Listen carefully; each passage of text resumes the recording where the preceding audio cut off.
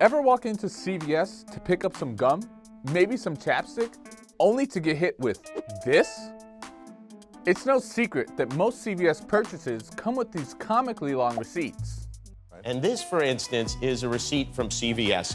This is a receipt for one Snickers bar. Look at this. This is for one item. It's longer than my torso. So why are these receipts so unbearably long? It's actually a purposeful business model that pays real dividends. Here's how. So I just bought gum and chapstick from the local Duane Reade. This is my receipt. It's a pretty standard size, right? So I just bought the same two items from the convenience store right behind me, and this was my receipt. Now let's go check out what we get at CVS. I just bought the same two items from the CVS across the street, and this was the receipt I got. Based on this not so thorough investigation, this clearly isn't just social media hype. To understand why these receipts have gotten so long, we have to understand how retailers have historically gotten shoppers into their stores. For over a century, retailers have relied heavily on a now antiquated marketing scheme: circulars. There, no question, there was a frenzy for them. When you got that circular, whether it was in the newspaper or in the mail, people got out their scissors and they started clipping coupons. They could save a lot of money by doing that. Every time you could save money, that's a win. So if you were flipping through your Sunday Times, you'd likely find an insert with deals for your local tech store, sporting goods store, and supermarket. Circulars were advertising's method du jour from the mid-19th century to the early 2000s. At their peak, retailers were spending over $8 billion a year on these leaflets because, well, they worked. After all, print was king.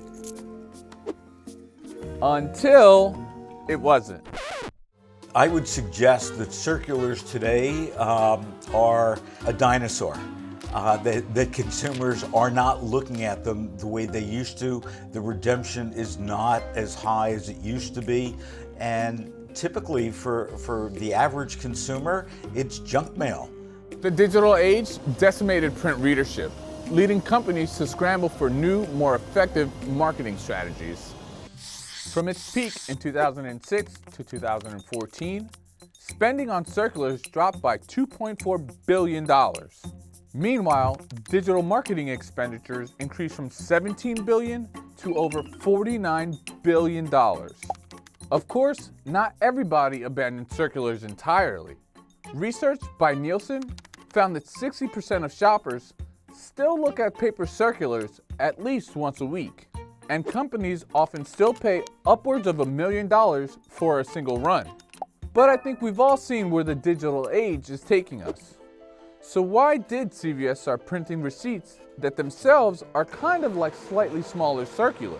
CVS was brilliant. Not only when you check out at CVS, you get this long list of coupons, but it's all about targeting. So it's really about understanding their consumer, even more so than saving money. And frankly, they took the page out of the book from those supermarket receipts that you would get at the end of your shopping trip. So it's the same concept that CVS is using, and it's very effective. So what happened is the incentives that used to be in circulars have jumped onto receipts to a great extent. In 2001, CVS launched its Extra Care loyalty program, exchanging its mass marketing approach for a more targeted ad model.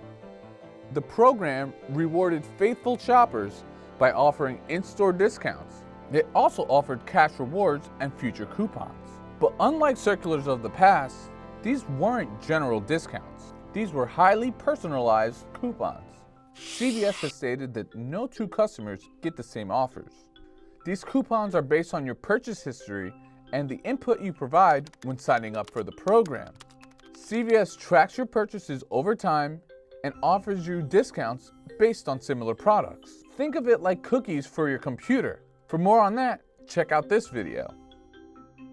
And CVS found the perfect spot for these offers, the bottom of your receipt. You have to give them some credit for this. When you have a transaction, you go to the register, you pay for your item, the machine spits out a receipt and you take it in your hand. The odds are you're going to throw it in your bag or whatever, but you have something tactile, and that is something they see as a marketing opportunity.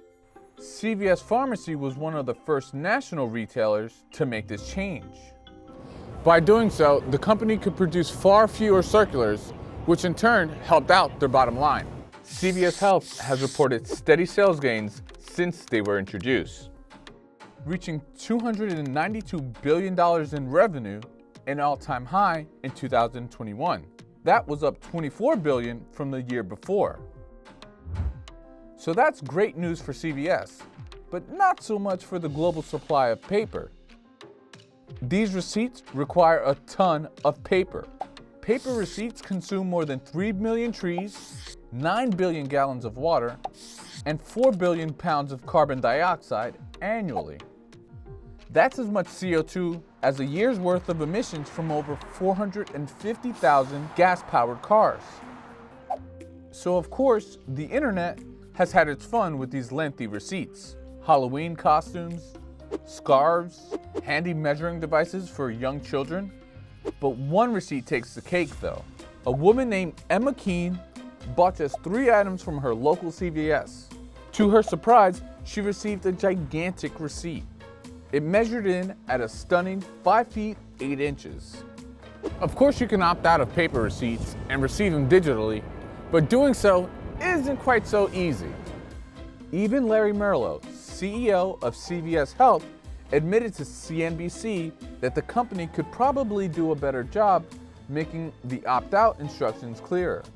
By 2019, CVS had heard all the jokes and concerns about their receipts, so it decided to make some changes. The company started phasing out the use of toxic plastic coating on its receipt. Additionally, the company shortened the average length of a receipt by 20%. I actually think that the level of customer dissatisfaction with this is unlikely to reach the threshold where we will see a lot of change. This is CVS, and old habits die hard. Even their new receipts are still 2 times longer than the average drugstore receipt. But hey, maybe you'll find a coupon for $2 off your favorite hair care product. Thanks for watching. What are your thoughts on these long receipts? Should the company keep them or ditch them? Let us know in the comments, and we'll see you next time.